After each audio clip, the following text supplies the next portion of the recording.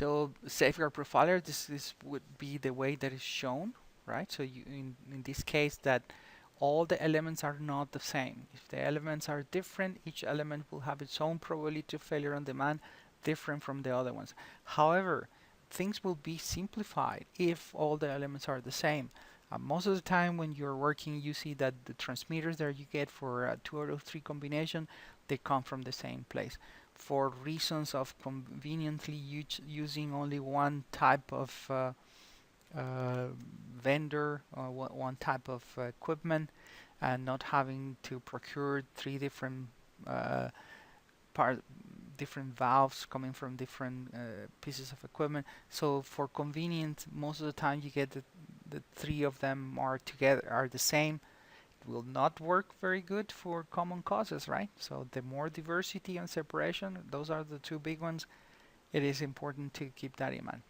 So in that case, in order to build this reliability block diagram inside SafeGuard Profiler, this is how it's going to look like. So remember the 3 out of 3. This is just representing this 3 out of 3, 1 out of 2, 2 out of 2, plus the 3 out of 3 will be this block, plus that one, plus that one, right?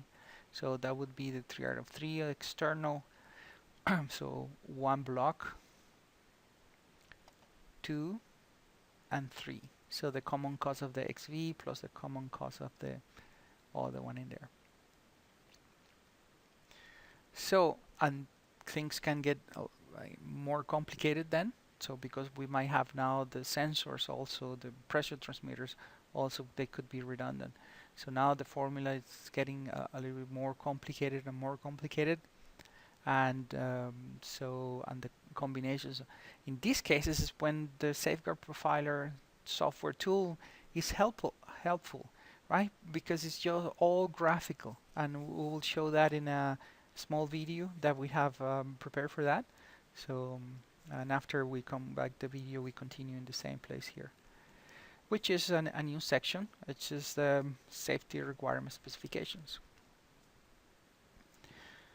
So, what is your objective of having the safety requirement specification? The objective, according to IC 61511 Part 1, the normative part, it is in section 10.1, is to specify the requirements for the safety implemented functions, right? Before we start engineering and doing the installation and commissioning and so on. So we have to do the specifications before we do the engineering and design. And what happens most of the time is that we even go all the way to install that equipment, and after it's installed, someone starts saying, well, we need how to explain how this works. And then is when you start writing your specifications, and that doesn't work very well. That should not be the sequence of steps to follow in order to work with the safety implemented functions, or as a matter of fact with any engineering design that you're doing or any engineering task that you're doing. So first you have to have your specs. What are your specifications? And then you start building on top of those specifications. Of course, the specifications are going to be changing a little bit, not too much, or they should not, from what you wanted to do. Sometimes reality hits and then you're not able to do things that you wanted to do as the way that you specify them. So you have to go back and fine-tune those specifications, but you should not deviate from those specifications and should stay the course, right? So first the specifications, fine-tune them, and at the end you end up, but don't work backwards. So here's an example, and we'll show how SafeGuard Profiler has these tables available for you to fill in the safety requirement specifications. As a matter of fact, we can look at the small film again and see that, or a video that shows the safety requirement specifications of an example that we might have built. So what is inside those safety requirement specifications? According to IC 61511, the safety implemented function, for example, has to be described. What is its function, right? So what is the reference which to this safety implemented function appears on a layer of protection analysis scenario? So which one is it? What is it? What is the hazard that is working or trying to take to a safe place with respect to which hazard. For the hazard description appears in the layer protection analysis. So, and on top of that, you have to describe exactly how is it this safety implemented function working, and what is its performance level, right? What is its SIL level? What is the probability of failure? What is its demand mode? And demand mode, is it high demand mode? Is it continuous mode? Is it demand or low demand mode? How often do you expect this system to be required to work? What is the demand rate, right? And what are the expected sources of demand? That's very important to know. And all those things use, if you have gone through your hazard and operability studies, layer protection analysis, by this time you should know it very well. What is this information? So now you start, and that's all part of your specifications. And because this is a safeguard, it is part of your safety requirement specifications for this safety instrumented function. So each instrumented function should have its own specifications, requirement specifications, and then also there's another set of requirement specifications, which are the general safety requirement specifications that apply to all the safety implemented functions that are inside the safety implemented system. For example, what is the specifications with respect to power supplies for the entire system that has inside all the safety implemented functions? That's another one, right? So you have another example as the interfaces that interact with the safety implemented functions. Spurious target of spurious strip rate. Remember, these ones that we have here are with respect to the hardware only. They don't take into account the influences of these failure rates caused by, for example, the human or some external influences in there. Another continuation of SRS, in this case, would be for the final elements, or the other ones were in general what was triggering, and now here what is acting, so on.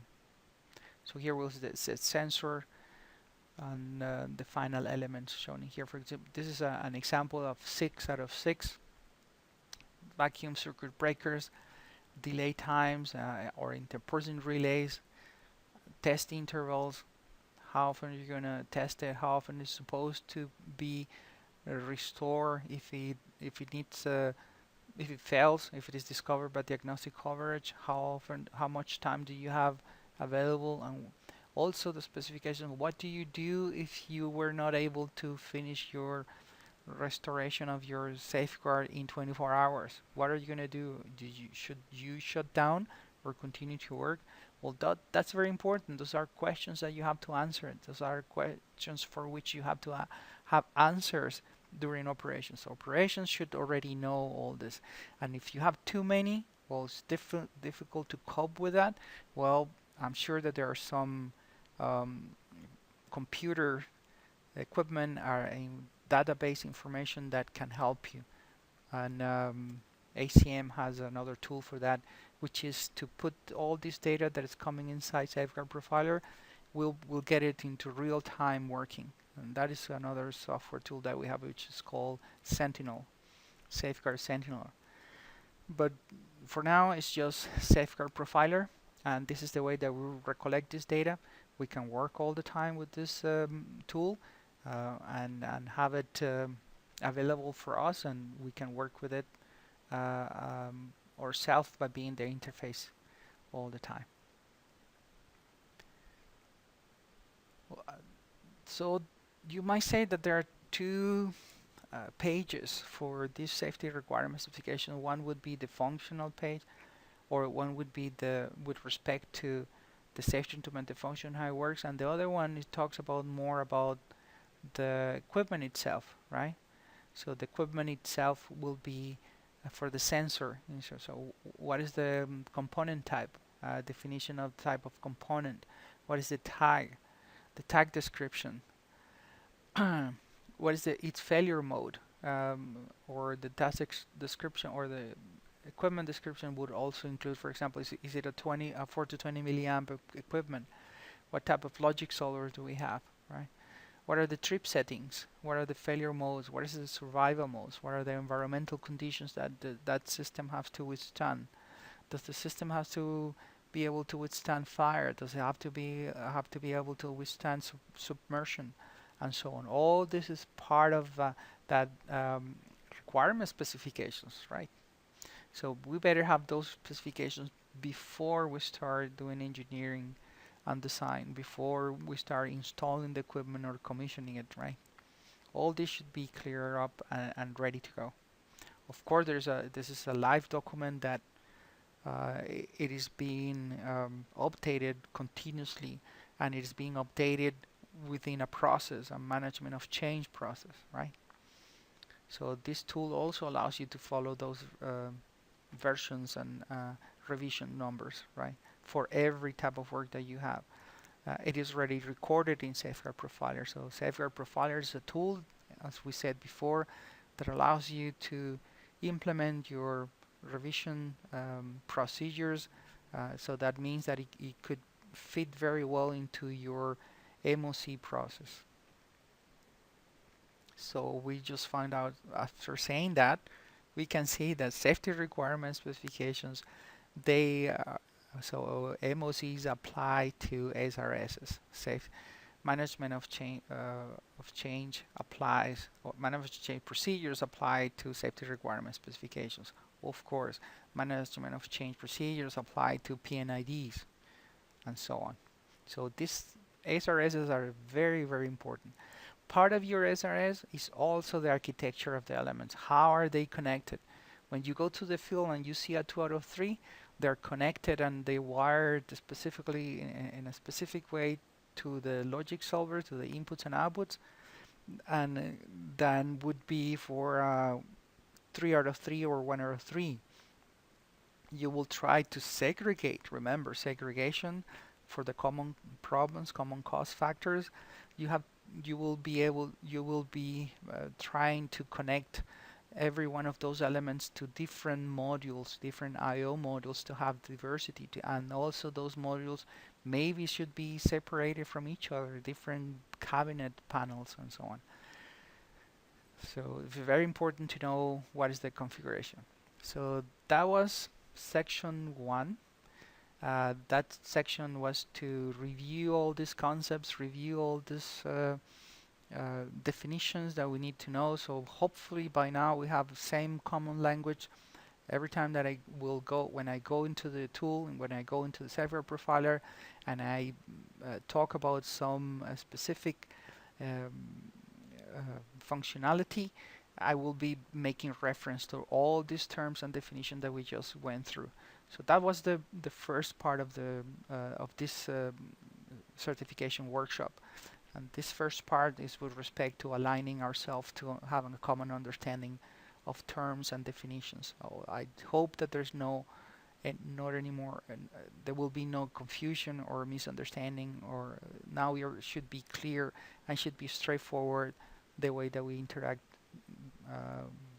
with respect to explaining what the software does, right?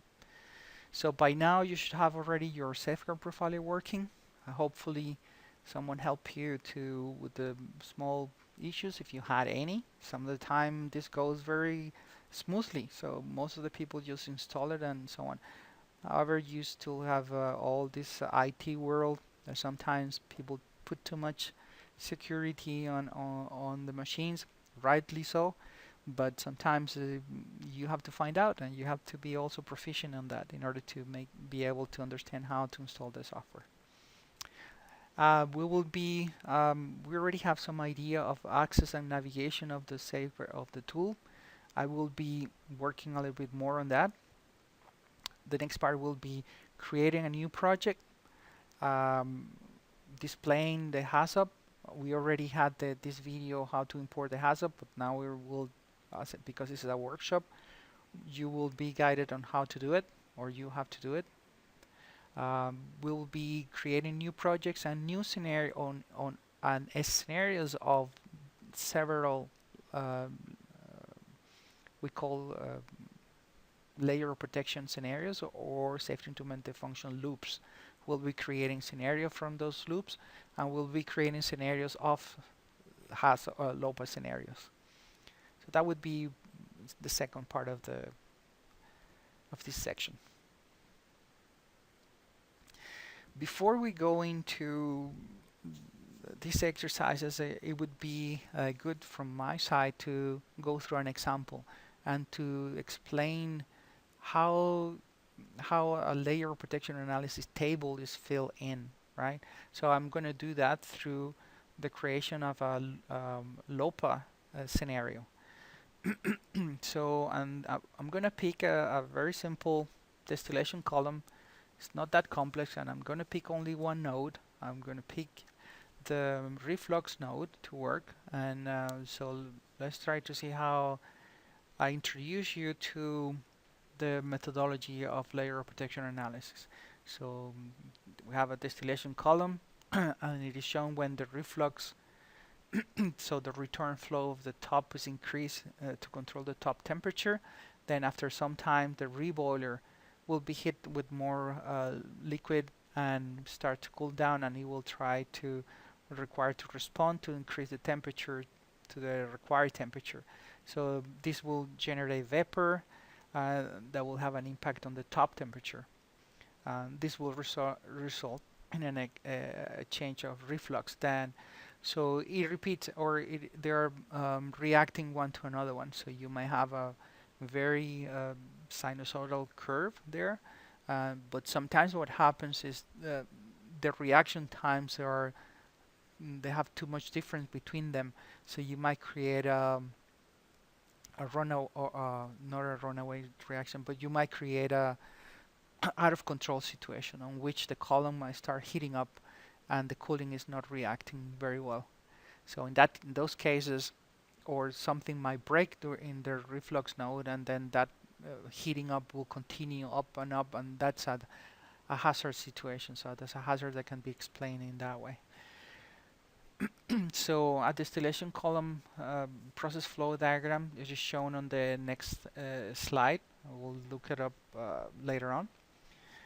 So we have this overhead reflux stream, and if the cooling stream is lost for some reason that was discovered during this hazard and operability study, the tower, we say that it will overpressure and eventually rupture, causing an uncontrollable loss of containment and leading to a possible loss of life. That would be the consequence, right?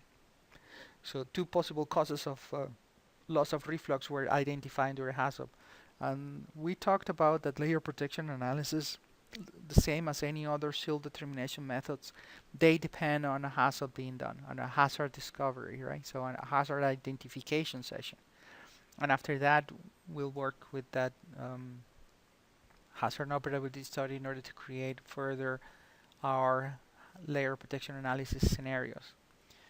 And we need another additional number, which is the corporate tolerable risk number for the type of severity of the scenario that we are looking at. And also what we need before we start, or there has to be there for us as a baseline, we need failure data of independent protection safeguards, right? Independent protection layers. Like we need the probability of failure on demands of those layers, at least generic data that we can fine-tune later on. So failure data, frequency of failure, frequencies of initiated events, we need that. And we also need the probability of failure of demand of the safeguards in order to work for the next. So what is the intention now of this exercise? Is to create a simple LOPA table, and we will see how this table is represented then later on SafeGuard Profiler. But it's a very good way to start explaining and start explaining the concept, and that's why I'm going to keep it very, very simple what is being explained. So don't expect complex of a distillation column complexity there. I kept it very simply. So a simple LOPA table will be created to examine if there is any residual risk remaining after applying all safeguards. So here's our PFD, process flow diagram. So this PFD shows the distillation column, You have the feed here. It could be methanol or it could be um, some other hydrocarbons. It depends, and there are different type of distillation columns.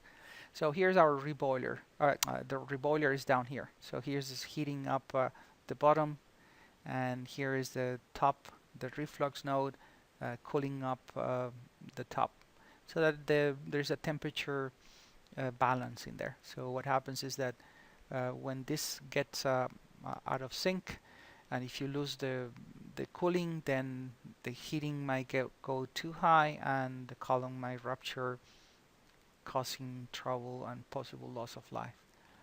Right. So we have here our safety instrumented systems are going to be shown, or the symbol for that would be the PLC symbol for um, PNIDs, and we add the safety instrumented system SIS text description to the symbol, and this will be the representation of the basic process control system.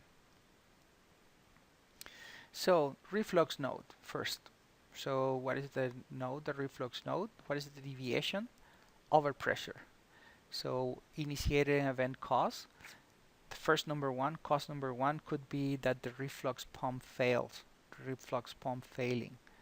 So that would cause loss of cooling to the column. And if nothing is done, then it will develop and end up a mechanism will end up in having the undesired event, and that undesired event might end up into having a consequence realizing. So the second initiated event, or the second cause, will be the reflux valve fell closed, right? So, and we have to understand here also, we apply the rare events approximations, or the what sometimes we call the double jeopardy rule, is that we don't fail both at the same time, only one at a time. If we discover that both of them somehow have the chances, because there are some common causes that make both of them fail, well, we have to address that in a different way. We have to combine them, maybe doing a small reliability block diagram for both of them, and then coming up with the total probability of failure on demand of the ensemble of the reflux valve and the pump, for example. So always keep in mind that that is also a possibility. The moment we're saying no, the possibility or the chances or the probabilities that both of them happen at the same time is very rare.